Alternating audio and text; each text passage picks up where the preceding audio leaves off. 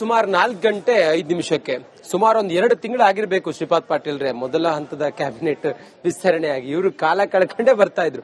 ಆದ್ರೆ ಇವತ್ತು 4:05 ಲೋಕಭವನದಲ್ಲಿ 20 ಜನ ಶಾಸಕರುಗಳು ಮಂತ್ರಿಗಳಾಗಿ ಪ್ರಮಾಣ ವಚನವನ್ನು ಸ್ವೀಕರಿಸಲಿದ್ದಾರೆ. ಲೋಕಭವನದಲ್ಲಿ ನೂತನ ಸಚಿವರ ಪ್ರಮಾಣ ವಚನಕ್ಕೆ ಕ್ಷಣಗಣನೆ ಆರಂಭವಾಗಿದೆ. 20 ಶಾಸಕರು ನೂತನ ಸಚಿವರಾಗಿ ಪ್ರಮಾಣ ವಚನವನ್ನ ಸ್ವೀಕರಿಸಲಿದ್ದಾರೆ.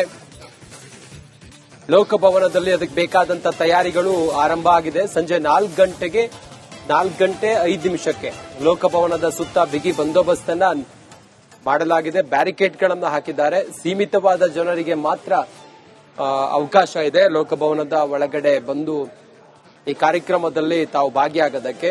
ಯಾರ್ಯಾರು ಮಂತ್ರಿಗಳಾಗ್ತಾ ಇದ್ದಾರೆ ಅವರ ಫ್ಯಾಮಿಲಿಯವರು ಸೇರಿದಂತೆ ಅವರ ಹಿತೈಷಿಗಳಿಗೆ ಮಾತ್ರ, ಎಲ್ಲರಿಗೂ ಅವಕಾಶ ಇರೋದಿಲ್ಲ.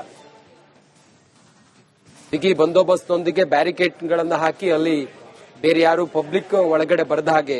ಯೂಶುವಲಿ ಲೋಕಭವನದೊಳಗಡೆ ಪಬ್ಲಿಕ್ ಎಲ್ಲ ಬರಂಗಿಲ್ಲ. ಅದ್ರ ಹೊರತಾಗಿಯೂ ಕಾಂಗ್ರೆಸ್ನ ಕಾರ್ಯಕರ್ತರು ಏನಾದ್ರೂ ಅಥವಾ ಆಹ್ವಾನ ಇಲ್ಲದೆ ಅಥವಾ ಬೇರೆ ಏನಾದ್ರೂ ಅವಕಾಶಗಳ ಮೂಲಕ ಒಳಗಡೆ ಬಂದು ಕೂರುವಂತದ್ದು ಯಾವುದೇ ಸಾಧ್ಯತೆಗಳಿರೋದಿಲ್ಲ. ಅದಕ್ಕಾಗಿಯೇ ವ್ಯವಸ್ಥಿತವಾಗಿ ಅಚ್ಚುಕಟ್ಟಾಗಿ ಪ್ರಮಾಣ ವಚನ ಕಾರ್ಯಕ್ರಮವನ್ನ ನೆರವೇರಿಸುವುದಕ್ಕೆ ಅದಕ್ಕೆ ಬೇಕಾದಂತ ಎಲ್ಲ ತಯಾರಿಗಳನ್ನ ಲೋಕಭವನದಲ್ಲಿ ಮಾಡುತ್ತಿದ್ದಾರೆ. ಆ ಕುರ್ಚಿಗಳನ್ನೆಲ್ಲ ಅಲ್ಲಿ ಹಾಕಿದ್ದಾರೆ, ರೆಡ್ ಕಾರ್ಪೆಟ್ ಹಾಕಿದ್ದಾರೆ, LED ಸ್ಕ್ರೀನ್ಗಳನ್ನು ತಾವು ಗಮನಿಸ್ತಾ ಇದ್ರಿ.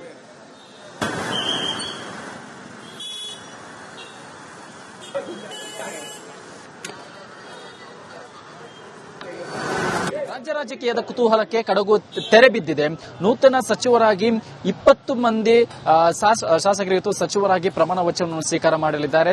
ಲೋಕಭವನದ ಗಾಜಿನ ಮನೆಯಲ್ಲಿ ಸಂಜೆ 4:05 ಸುಮಾರಿಗೆ ಈ ಒಂದು ಪ್ರಮಾಣ ವಚನ ಕಾರ್ಯಕ್ರಮ ನಡೆಯುತ್ತೆ. ಈ ಹಿನ್ನೆಲೆ ಲೋಕಭವನದ ಮುಂಭಾಗದಲ್ಲಿ ಬಿಗಿ ಭದ್ರತೆಯನ್ನು ಕೈಗೊಳ್ಳಲಾಗಿದೆ. ನೋಡ್ತಾ ಇರಬಹುದು, ಇಲ್ಲಿ ಹಿರಿಯ ಪೊಲೀಸ್ ಅಧಿಕಾರಿಗಳು ಕೂಡ ಸ್ಥಳಕ್ಕೆ ಬಂದಿದ್ದಾರೆ. ಖುದ್ದು ಡಿಸಿಪಿ ಮೊಹಮ್ಮದ್ ಸುಜೀದ್ ಅವರು ಕೂಡ ಇದೀಗ ಸ್ಥಳಕ್ಕೆ ಬಂದು ಇಲ್ಲಿ ಪರಿಶೀಲನೆ ಮಾಡುವಂತಹ ಒಂದು ಕೆಲಸವನ್ನು ಕೂಡ ಮಾಡಿದ್ದಾರೆ.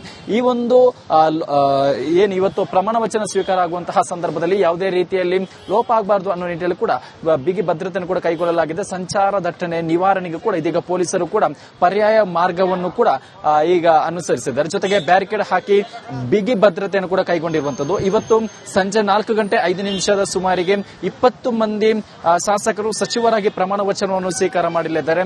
ಈ ಹಿನ್ನೆಲೆ ಅಂದ್ರೆ ಇಷ್ಟು ದಿನ ಖಾಲಿಯಾಗಿದ್ದಂತಹ 20 ಸಚಿವ ಸ್ಥಾನಕ್ಕೆ ಇವತ್ತು ಅಂತಿಮವಾಗಿ 20 ಮಂದಿ ಸಚಿವರ ಹೆಸರುಗಳನ್ನು ಕೂಡ ಈಗಾಗಲೇ ಎಐಸಿಸಿ ಕೂಡ ಪ್ರಕಟ ಮಾಡಿದ್ದು, ಇವತ್ತು ಸಂಜೆ 4:05 ಸುಮಾರಿಗೆ ಇಲ್ಲಿ ಪ್ರಮಾಣ ವಚನವನ್ನು ಸ್ವೀಕಾರ ಮಾಡಲಿದ್ದಾರೆ. ಈ ಹಿನ್ನೆಲೆ ಲೋಕಭವನದ ಮುಂಭಾಗದಲ್ಲಿ ಇದೀಗ ಹಿರಿಯ ಅಧಿಕಾರಿಗಳು ಕೂಡ ಇಲ್ಲಿ ಸ್ಥಳದಲ್ಲಿ ಭೇಟಿ ಬಿಟ್ಟು ಸ್ಥಳ ಪರಿಶೀಲನೆ ಕೂಡ ಮಾಡುವಂತಹ ಕೆಲಸವನ್ನು ಮಾಡ್ತಾ ಇದ್ದಾರೆ. ಜೊತೆಗೆ ಬಿಗಿ ಭದ್ರತೆಯನ್ನು ಕೂಡ ಕೈಗೊಂಡಿರುವಂತದ್ದು. ಯಾರು ಕೂಡ ಎಂಟ್ರಿ ಆಗದಂತೆ ಇದೀಗ ಬ್ಯಾರಿಕೇಡ್ ಅನ್ನು ಕೂಡ ಅಳವಡಿಕೆ ಮಾಡಿ ಬಿಗಿ ಭದ್ರತೆಯನ್ನು ಕೈಗೊಳ್ಳಲು ಕೂಡ ಇದೀಗ ಹಿರಿಯ ಅಧಿಕಾರಿಗಳು ಖುದ್ದು ಸ್ಥಳದಲ್ಲೇ ನಿಂತು ಈಗ ಸದ್ಯಕ್ಕೆ ಬಿಗಿ ಭದ್ರತೆಯನ್ನು ಕೈಗೊಳ್ಳಲಾಗಿದೆ. ಸಂಜೆ ಅಷ್ಟರಲ್ಲಿ ಏನಾದರೂ ಸಂಚಾರವನ್ನು ಪರ್ಯಾಯ ಅಂದ್ರೆ ಸಂಚಾರವಾಗಿ ತಾತ್ಕಾಲಿಕ ನಿಷೇಧ ಇರಬೇಕು ಅಥವಾ